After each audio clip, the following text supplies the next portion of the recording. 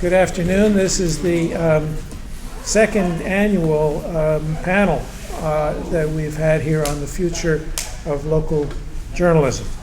And so with us today is Kevin Moran from the company that owns the Reformer. He spends most of his time in the Berkshires, but travels around to other papers. He's got a Bennington Banner shirt on, and he gets to the Reformer about once a week. We have Roland Boyden, who's production manager at BCTV, and also the host of 545 Live, which I'm sure we all faithfully tune into. And if we don't, we can catch it streaming online as well. And Randy Holhut, who is the deputy editor of The Commons. And I'm Martin Langefeld.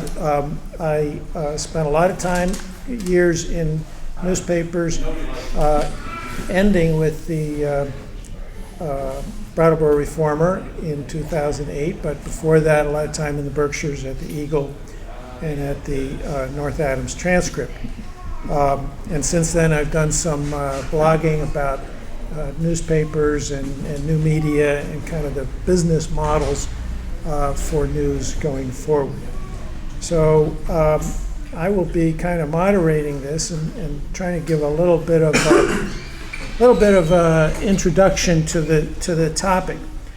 I think the reason we're here is because we all know that journalism is changing. The delivery of news, the availability of news is changing.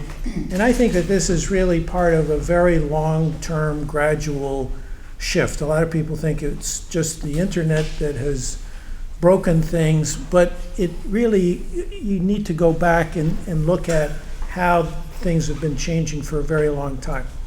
There was a time in, let's say, the 1930s, 40s, 50s, when it was the peak of mass media. We had newspapers, we had radio, we had television, and basically everybody took the newspaper and everybody got a television and watched the news on it, and everybody had radios.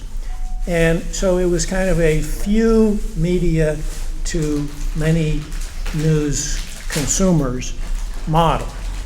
And I think the reason we had that, and the reason we all tuned in and we all got the paper, is because we had some problems. We had a world war, we had a depression before that, and we had to work our way out of all of that. We were all in the same boat, and we all had the same problems, and we all needed to have the same package of news. But then gradually, the interests of the U.S. population, and really in other countries as well, just proliferated. And all of a sudden we had a whole bunch of people. We all got Life magazine, right? Remember that? It went down the tubes because then we all started having, lots of special interest magazines. We all had, 3 television networks. And then all of a sudden we had hundreds of cable channels, all with narrow interest kind of content. And we had a proliferation of radio formats from what used to be pretty much all the same thing.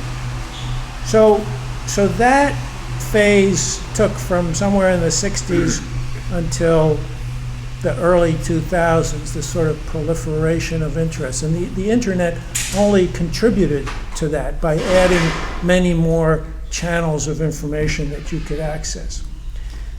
But now I think we're in a new stage, which for the last 10 years or so, which is a many-to-many news distribution model, where all of you, if you're on Facebook or on Twitter or any kind of social media, you're sharing news items with your friends. So it's where everybody becomes their own individual publisher, their own individual news source. And the channels that we get that through is things like Facebook, Twitter. We read blogs, we watch YouTube, there's podcasting, we get email newsletters, There's Pinterest, Instagram, Snapchat, things beyond that I don't even understand how they work, but they're there, and they're all kind of many-to-many publication distribution systems. And this sort of parallels how business models have evolved in other kind of industries. In retail, yes, we still have big stores, few to many, but we also have things like eBay and Etsy, which are many-to-many retailing models, or even Uber in transportation, which instead of mass transportation, it's sort of individualized many-to-many transportation services. So the question we're going to explore here is what are the implications for this long-term shift for local journalism? And here in Brattleboro, I think we're kind of in a unique situation. We have no broadcast TV anywhere near us. You've got to go like an hour in any direction to hit a television station or more, right? We do have BCTV, which is the local cable access channel with lots of local content, and I happen to be on the BCTV board. The business model for local access is challenged by the fact that many people, especially younger demographics, are cutting the cord. So when you cut the cord and you decide no longer to get cable at your house, BCTV loses some revenue because it gets a share of that cable subscription revenue. So that's a challenge to that business model. We have a daily newspaper. We know that daily newspaper business model is challenged with circulation declining, staffing necessarily declining as a result of that. That's certainly not a secret. And advertising has been declining in daily newspapers for the last 8 or 9 years. We have a weekly newspaper that has bucked the trends here and has gone from being a monthly to being a daily. It has gained circulation. It has gained advertising. Weekly. What did I say? Daily. Oh, it's gone from a month, from a monthly to a weekly. What, about 5 years ago? Yes, in 2010. But the Commons actually, that business model, it's a nonprofit business model. It still relies on contributions to make ends meet. So it has its challenges as well.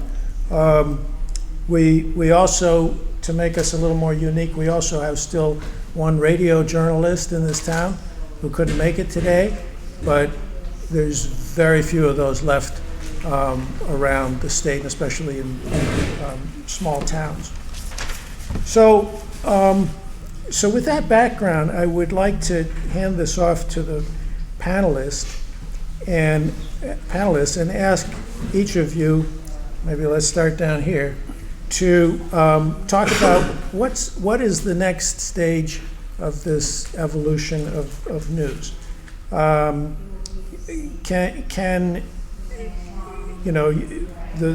reformer, for example, is kind of a one-to-many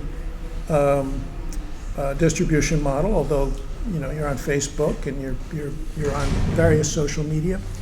But how do you see this evolving, and how do you see your business model surviving in this ecosystem of many-to-many news sharing? Great questions. Thanks, Martin, for hosting us and putting this on, and thanks to BCTV for covering it as well. Ever since I've been in this business, which is going on 22, 23 years, I've known nothing but change. I mean, the change obviously with the introduction of the internet in the past 10 to 12, 14 years or so has obviously made it more rapid. There's no question about that. I think areas like Windham County and Bennington County and in Massachusetts, Franklin County, and the Berkshires in western Massachusetts as well, are in a unique spot in that we are not dominated necessarily or are in necessarily competitive situations. A newspaper, whether it comes out daily or weekly, still matters to a lot of folks. Internet is big here, but let's take a look at our surroundings too. As you know, it's hard. We're not all wired up yet. It's hard to get a cell phone signal everywhere you go. I would say outside of our area, I think you're going to be hearing a sort of more of a national conversation about how news is delivered, and that more people are going to be talking about mobile. It's pretty clear that even when I look at our numbers, that a lot of our online consumption is done through mobile. We're getting to a point where the desktop or the laptop computer is getting, I hate to say it, passé. But especially among the younger generation, everybody's walking around with a cell phone and consuming their news from there. To me, what has always mattered is for a local organization, a local newsroom, is to vigorously pursue the local news as best we can with the resources that we have. And we rely on our company to keep us afloat as best they can so that we can accomplish that mission. I'm a newspaper editor, so that's what I care most about. In my position now, I see some of the higher level numbers, but I'm not in charge of that. But what really matters is to have, to continue to have local newsrooms covering our area. And we are up against some challenges when it comes to that too, but we've also seen a proliferation of a lot of, fracturing of the traditional news model. So maybe I answered your question and maybe I didn't, but I will pass the microphone to the next person. Okay, good. And I should have mentioned, by the way, that Kevin did a stint here as editor of the Reformer. Some of you may remember him from those days in the, early aughts? Somewhere in there? 2004 to 2007? No, it was 2002 to 2004, almost 2005. All right, so early aughts. Then he came to work for me at the transcript as editor over there. So, Roland, your thoughts? All right. Well, we come to it from a little bit of a different perspective, coming from public access, which traditionally has not really even tried to tackle news. We started we've dubbed a media roundup because I feel like it's not quite news, but it's more gathering and curating of the local news that's already being generated on our weekly program. But we started that in 2011, and when we did that, even then, 4 years ago, other public access stations weren't really doing a lot with news. And go to conferences, and it was kind of a taboo subject just because of the amount of time and the amount of staff labor it would take.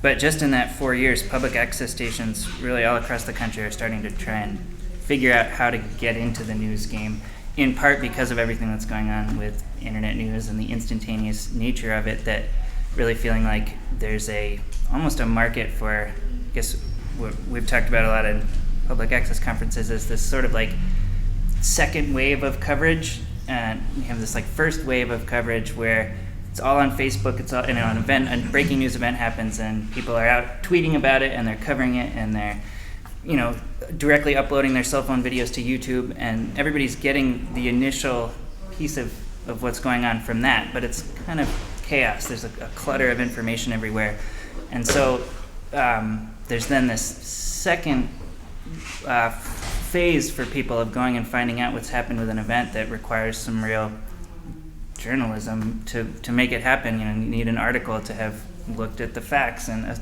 combined the facts and checked sources and gotten quotes from people and made sure people are properly quoted and stuff like that. And so there's a lot of interest in the public access community at large and looking at that kind of, not so much competing with the real breaking news stuff that's happening online, because that stuff is happening a minute. If you're driving by a car crash or something and you film it with your cell phone, there's no way that you're going to get a research newspaper article up anywhere near that time. But we are finding that people, that's not enough for people to just have watched one YouTube link or this partly my belief, but I'm kind of seeing it that when you have an event, people still want to know more. They really want it boiled down to what happened, and if they can find a news source that they trust and they can go read an article that, even if it's a day later or a few days later, that really kind of sums up all the facts, there's still a value to that. And so I think we're trying to figure out how to not compete with all this online social media news, but really augment it or complement it. It's a lot to figure out with that, but that's kind of where we're headed, is how to do some curating of all this news that's coming in from citizen journalists and people tweeting and uploading, and as opposed to competing with it. News gathering and putting an issue into context takes time. I love what you said about the instantaneous nature of Facebook. You might have a car crash, and I think the public expectation is that the local newsroom knows exactly what happened minutes afterward, because there's this immediacy that is demanded, especially on social networks, because it's, that's just the way the medium works. But any journalist up here would be woefully reluctant to report anything out of that until we get confirmation of real facts about that automobile accident. So I agree with what he said completely, and it is, news gathering takes time, and it takes time. Yeah, and I think context is a key word here. That the sort of the closer you get to the actual event, the immediacy, the less context you have, and what the news consumer ultimately wants or needs is context. What's this all about? How does it fit into everything else that's happening? Right? Agreed. Even a simple car accident can become far more complex of a news story than one would initially imagine. Yep.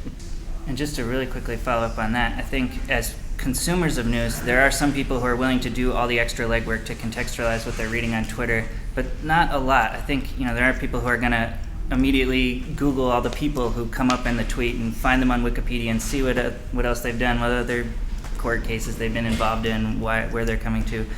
But I think there's still a huge group of people consuming news that are going to look at that tweet and are still going to get the context from a news article, from somebody else that's done the legwork for them to piece together all these elements that are coming flying in. Because it's a lot to sort through out there with any given, whether it's a national event or a local event. Well, I guess it's my role to serve as the heretic here. Looking at the audience for this talk today, how many of you are on Twitter? Well, okay. How many of you have posted Facebook regularly? Regularly meaning more than once a month. How many of you rely on Facebook as your source of news? Primary source of news. Now, how many of you read a newspaper at least once a week? There. This is still a community that wants its news on paper and ink, demands its news on paper and ink. We could have if the Commons was a web-only operation, we would write off about 90% of our readership right now. And if we were to just put something solely online, most of our readers would never see it. Despite all the great gains in broadband connectivity in Windham County, there's still a lot of pockets that don't have decent internet, and that broadbands are still a rumor in too many places in southeast Vermont. So the newspaper, in the form that we have it, is still very important, and people want it. The other thing that bucks the trend that our circulation's been growing steadily. When we went weekly in 2010, we were at 5,500 copies. Now we're at nearly 9,000 copies. Is that having a paper that's local, really local, and making local decisions. The Reformer I've did 2 tours at the Reformer. I worked with Martin, I worked with Kevin. And the Reformer it's been 20 years since the paper was sold to Media News Group, 20 years ago this month. And what's happened since then, slowly but surely, is that at least the perception of readers is that the paper decisions were being made that the people in the building on Black Mountain Road weren't necessarily involved with. And decisions that were being made that were based on profit rather than, say, news value, or serving the community. And that's the one thing that a nonprofit newspaper does, is take the profit out of the equation and turns news from a commodity, which is what you're talking about when you're talking about Facebook and Twitter and Pinterest and all the other things, and turns it into a public service, something that serves the community, something that it enriches the community. And one of the ways we do that is also collaborating with the community.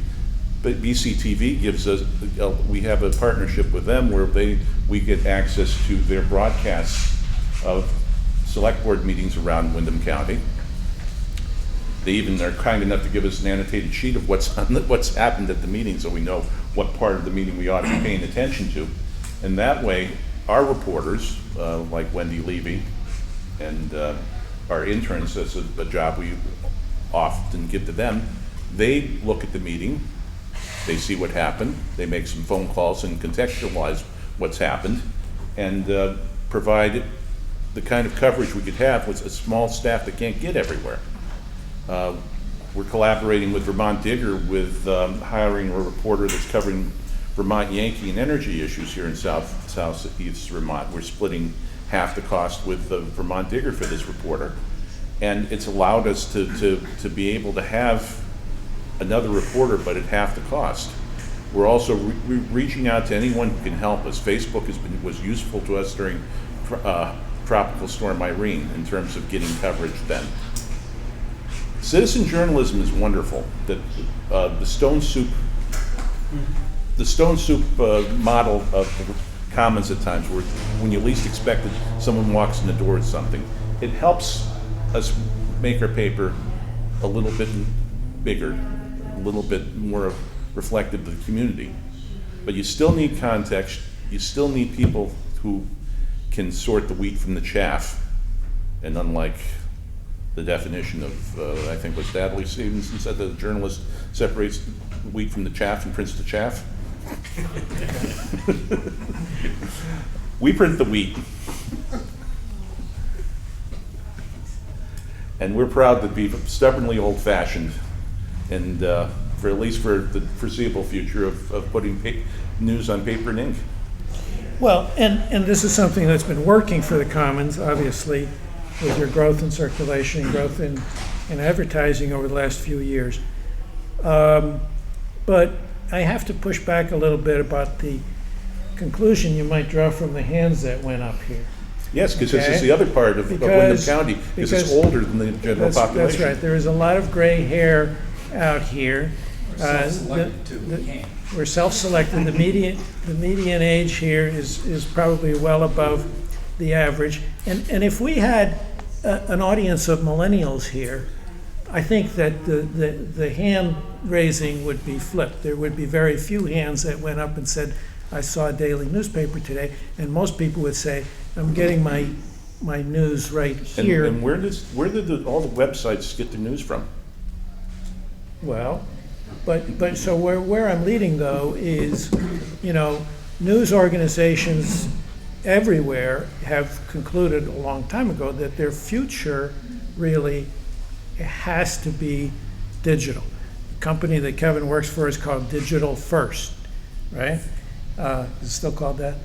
But it's for sale. But sure. Well, maybe it is, maybe it isn't. We spend a hell of a lot of time putting out the daily newspaper, and it's still people in this area still absolutely. Right. I mean, this is a unique, as we said, this is a unique market. This is a pretty print-centric market. I think. Right. But I think Vermont is in general. I think Western Mass is in general. Maybe not Springfield, Mass so much. But they have internet in Springfield. They don't Right, have it. exactly. Livingston. And- If you look at the demographics, census demographics, this is an aging Right. area, period. Yep. It's not just us that are gray haired. And this may explain Yeah. at least why the Commons is doing so well. But, you know, the New York Times, the publisher of the New York Times has said famously, there may come a day when the New York Times is no longer printed every day. Jerry is just about to cry.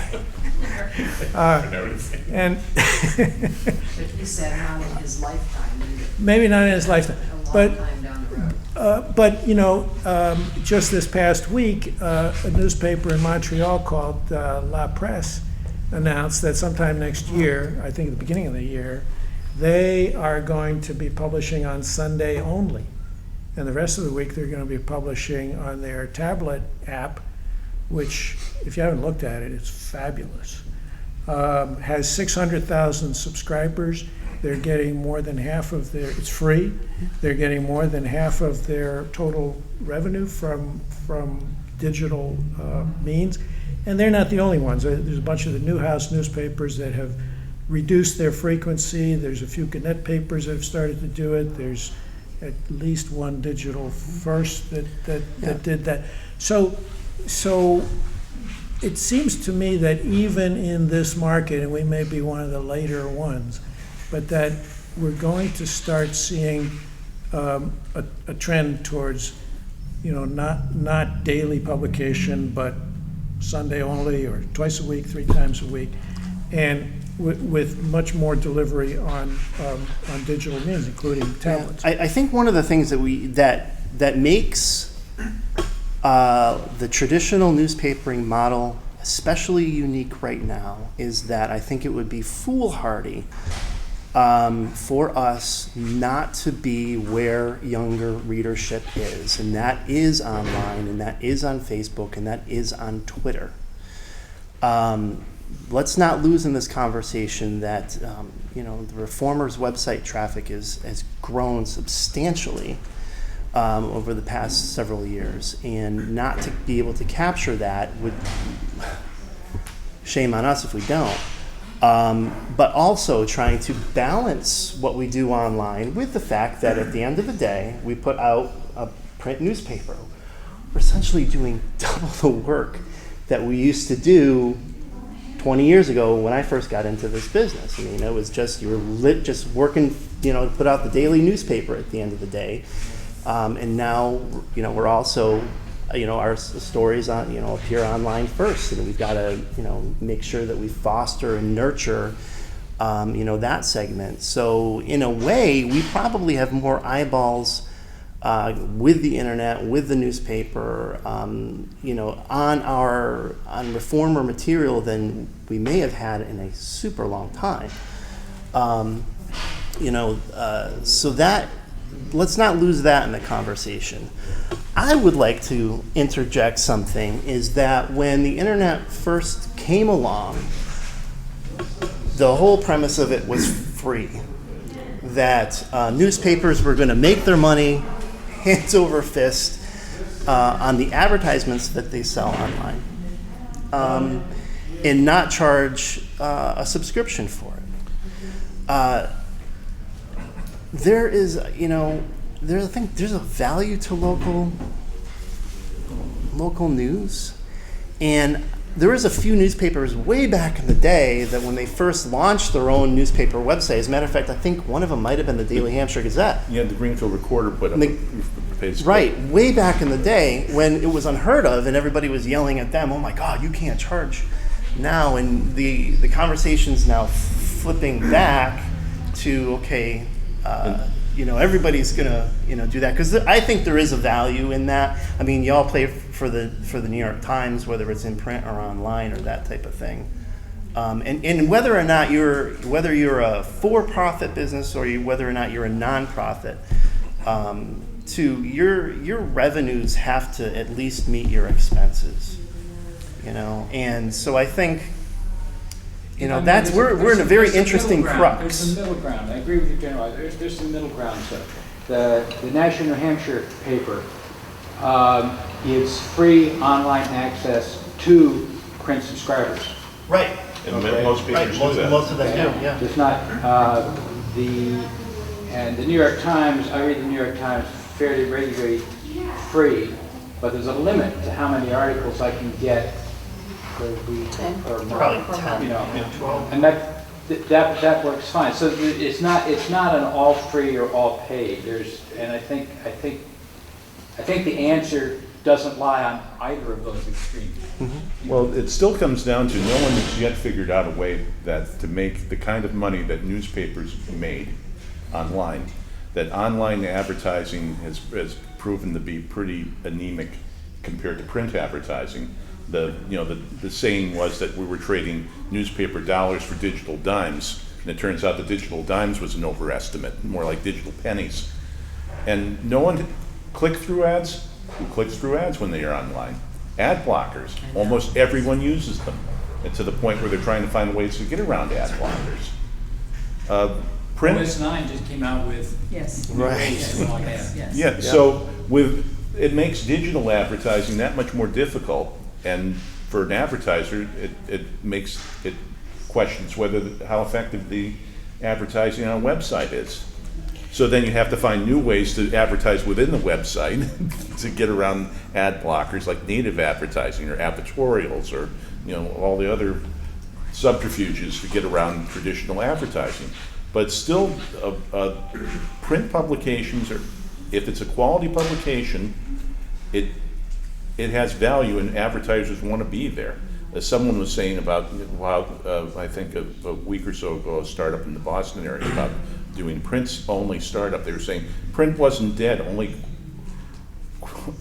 bad print is dead. If you got a quality product, no matter what the medium is, people are going to use it, and quality does win out. Think of during the Boston Marathon bombing, who led the way in the reporting of that story? Who became the go-to source during those chaotic first few hours? The Boston Globe's website. They won a Pulitzer on merit because they were in front of that story, reported the hell out of the story, and were the trusted source on the story. And there were very few bobbles when other media outlets had some really big boo-boos, including crowdsourced journalism. Remember Reddit? That was a disaster. Yeah, but the Boston Globe being the largest newsroom in New England and having experienced people and having people at the scene all through, was an all-hands-on-deck effort, covered a major story that affected not just Boston, but the whole region. That's what having a newsroom, a fully staffed newsroom, means. That's what having journalists means. So, one of the things that concerns me as a person who's lived here for over 30 years and who was devoted to reading a newspaper is not the mechanism as much as the content. And for me, and it's not against you personally, I don't want to hear about, it's interesting to know about the Hajj and the stampede in Saudi Arabia. But if there's a car accident, and there's friends of mine in that car accident locally, that's what I want to know. I don't need to know about it immediately.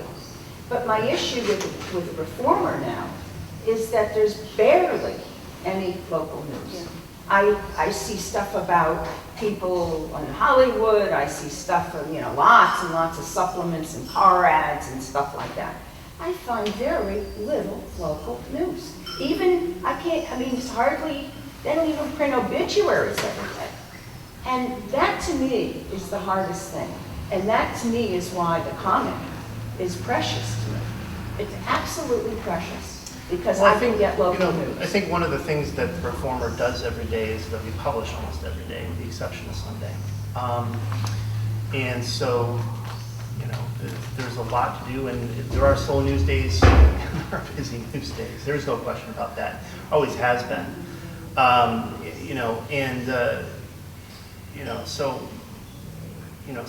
that's where we're working from. But Kevin, I'm gonna be respectful in this.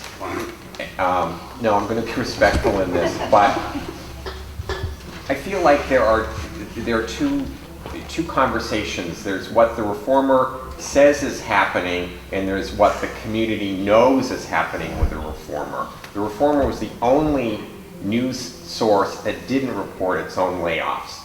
The reformer told us all several years ago about the new fabulous Friday Extra that was going to be our friend at the breakfast table and that we have been asking for. Never actually told us, however, it was going to be printed 2 days beforehand and not actually include any news. So I feel like there's a perception in the community, and again, I'm trying to be respectful here, that the reformer tells us what it wants us to hear, and yet we all know what's actually going on, and there's a real disconnect in that. So I feel like one of the big questions right now amongst people in the community is how long is the reformer actually still going to be in business? And as a result of that, what other news sources need to start stepping up? How are you as a community member, if you work for a business or a nonprofit, going to have to start to reach out to other news sources to get your information out there? And I think that's something, I think a daily publication is important, but I think that there is such a disconnect between the community and that daily publication because the community doesn't feel at times that the daily publication is really being honest in terms of what's going on. And I say that as someone who worked at that daily publication. I say that as someone who believes that we do need that daily publication, but I say that as someone who feels like I think someone needs to shake that daily publication once in a while and say, do you understand there are a lot of people in this community that don't trust you? There are a lot of people who have questions about what's going on and they don't feel like they're getting answers, and that they have actually stopped communicating that to you guys because the feeling is, what's the point? We're going to get this, I mean, I felt, and so I think that's the question. Thanks for putting that respectfully. You just look at today's Ovation and you can see what's happening. A year ago, Ovation had 4 pages. Yes. Today it's 1 page Yes. plus a half. That's right. That's disgraceful. Yes. I just moved here 5 years ago and I know nothing about the history of the Reformer. Every morning I get up and online I read the Greenfield Recorder, I read the Keene Sentinel, and I read the Rutland Herald, and I look at Vermont Digger, and I pay for subscription for Greenfield and Rutland. And I won't for Brattleboro, the town that I live in, because there isn't any local news that I can't get in other ways. It's just too thin, and it's a very sad part about living in Brattleboro, where I really expected to have such a robust So could we newspaper. let Kevin Yes. respond to these points? Yeah, absolutely. I mean, you know, thank you, by the way, for being respectful, and thank you for sharing your thoughts on this. I think one of the things that, let's not do this. The folks who work in Black Mountain Road, the folks who are in that newsroom, work very hard every day. They live in the community. They care about it.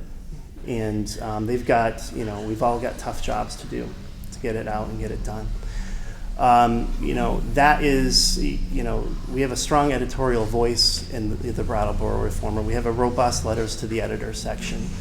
And, you know, by the same token, we have to make sure that, you know, we can continue to publish on a daily basis. And it's, you know, it's a challenging environment.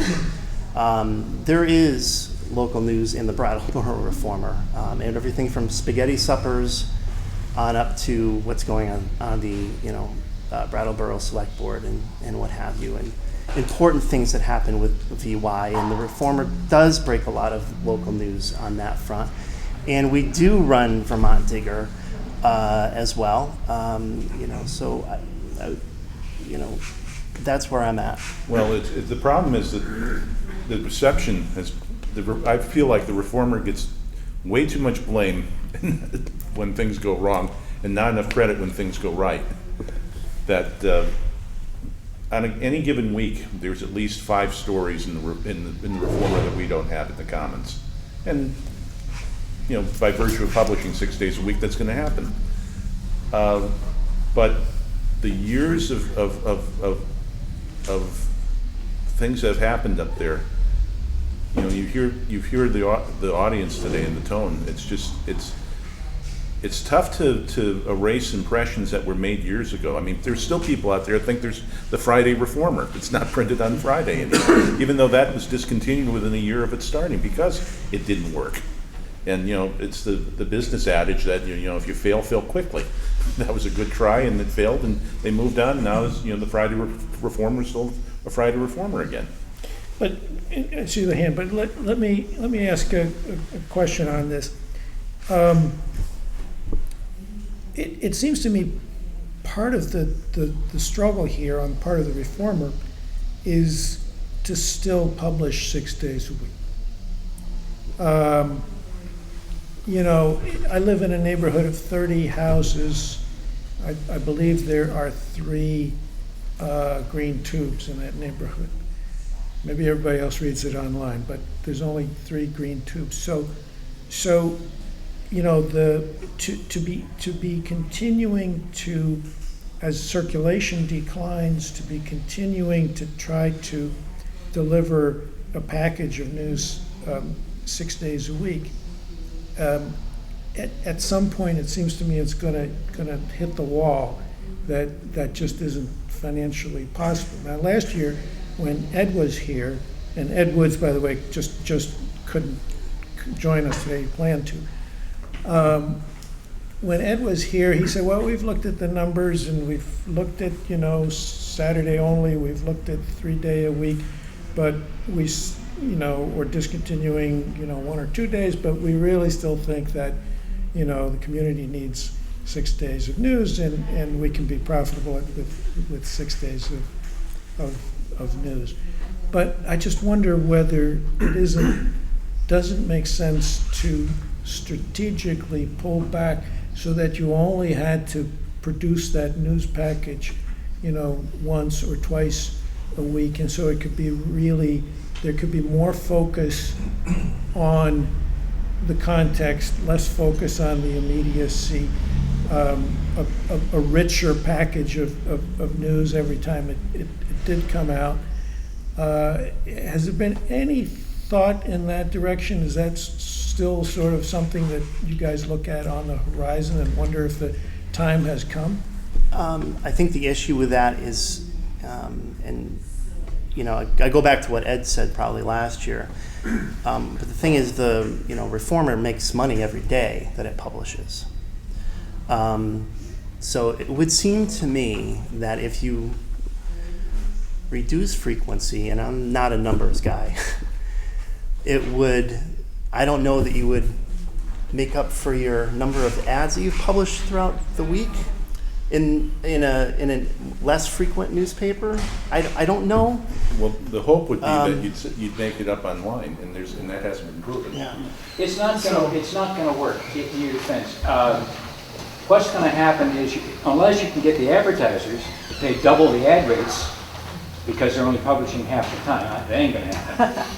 If you want the rich content, that means you gotta pay the staff the same degree. They gotta keep working all the time. If you cut them back too, then you've got the same content half the time. Okay, so all you're really gonna save is the paper and ink. Well, and that's significant. If you can save some paper and ink, if you can save a lot of delivery cost, right? But basically funnel the 6 days worth of advertising into 1 or 2 issues, you don't lose any advertising revenue that way. You know, it's being done in other places, including within the Digital First newspaper company. So, I think you'll drive your subscription proofreaders declines as a away. result. well, that's a different, so, Yeah, one problem that a lot of us have with the Reformer today is not just the amount of news, but the way the news is displayed. I mean, I was really upset when the announcement of Norm Runion's death got a smaller headline than a cat that had been caught in a pipe. So if you could work on whoever does the layout and give them some news judgment, I think that would help a lot. And the other thing is, my favorite thing in the Commons is the what the news, the Milestones. no, the non-reporter written, what's it called? Voices, Voices. yeah. Yeah, that's my favorite part. Well, and those aren't staff people, so you're getting interesting copy at no cost. If the Reformer could dump that stuff about the stars and devote that page to and invite op-ed pieces, and people love to give their opinions, other people love to read their opinions.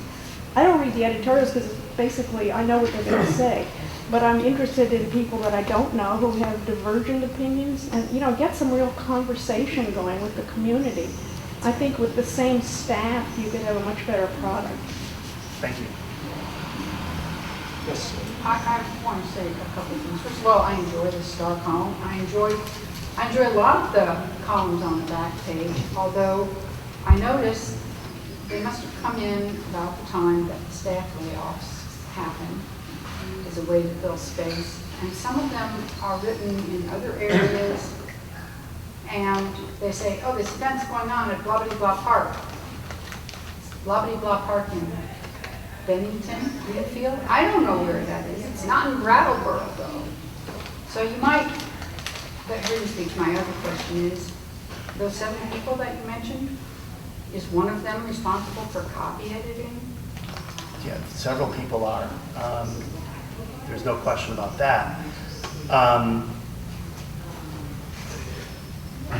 What was the second question? Well, I wondered, I have wondered for, especially since the layoff, if anyone was responsible for copy editing, because hardly a day goes by when I don't bump into a sentence that has got a word trying to mean something that it doesn't mean, a sentence that never quite found its way to being completed in a way that enables it to communicate something.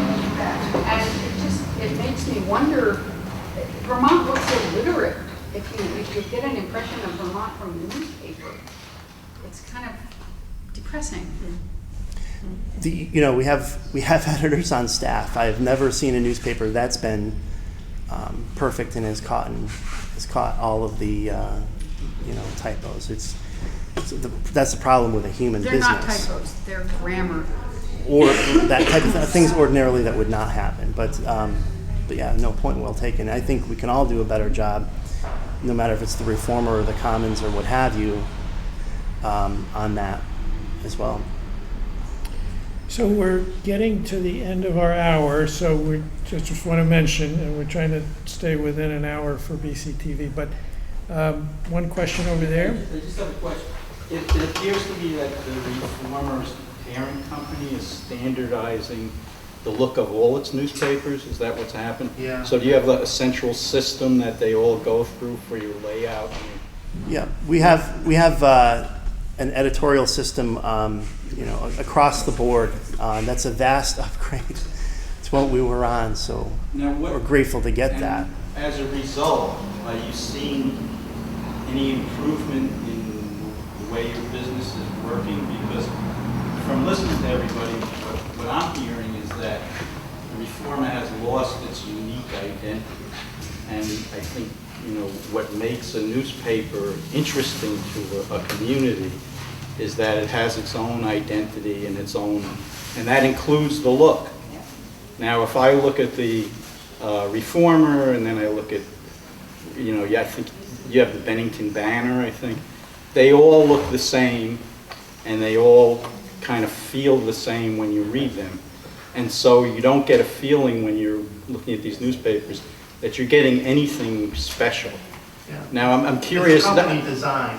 Right. Well, There's no question about my question, though, because of that, is this really improving your bottom line, or is this maybe contributing to more failure in terms of dollars? Well, I mean, we're not in the, one of the things that's very expensive about putting out a print newspaper is the production process itself. So one of the things that, that is actually sort of a monkey off of our back is that we're not doing the page composition. We work on templates in this new system, which the new system is a blessing to have, to be quite honest with you, because it's modern, it's updated, and our computers run really well on it. So we work on these templates, so we're not sitting there, throwing, half the job of an editor used to be, producing and building the page itself. So we have a lot of templates that we work off of now, which does result in a more standardized look across it. So there's that. So yeah, there is a standard look to the newspapers in our company. So let me ask one sort of wrap-up question. Last year, when we got to the end of the meeting, there was a little talk about maybe the Reformer and the Commons could work on more collaborative efforts. And I'm not sure that any of that has happened, but I know there's been, there's now this collaboration between the Commons and Vermont Digger. There's one between Reformer and Vermont Digger. There's I think both of you have some collaboration with BCTV. So how can we move this forward so that there's a little more collaboration, a little more cross-fertilization, a little more maybe a common reporting project that all the media could contribute to? Is something like that a possibility? I don't see why not. I think there's more collaboration is good, at least for us, for looking for funding from foundations. They love that word. That's one. That's what in the grant funding bingo game, collaborations in the center square. Right. I mean, I'd be interested in talking more, discussing it more. I mean, there's no question. Everywhere in every community across the United States needs more local journalism than they currently have. There's no question about that. And if we can hook up something, I don't know what's going to be. I wasn't here on the ground discussion last year, so I don't know what that sounded like. BCTV? I think BCTV has a little bit of a unique position in terms of these collaborations in that we're not driven by a bottom line. We're funded in a different way, and so we can provide some tools for content creation and some mechanisms for distribution that fall outside of needing to pay for ads and things like that. And so but at the same time, we are lacking in, we don't have anybody with journalistic training on staff, so we rely on the papers to do that legwork, have somebody from the Reformer come in and watch the video after the select board meeting and put up an article, and then we can summarize that, or we're sending the Commons our updated agendas from the meetings with all our notes on it, so then Randy can have somebody look through the meetings and read it, and that collaboration has been really valuable for us. I think all across the country now, public access stations, because they have, at least for the time being, some stable funding, are looking to join forces with newspapers in particular, and other community outlets, and create video, because that's what public access stations have the tech to do, and it seems to be what people are hungry for.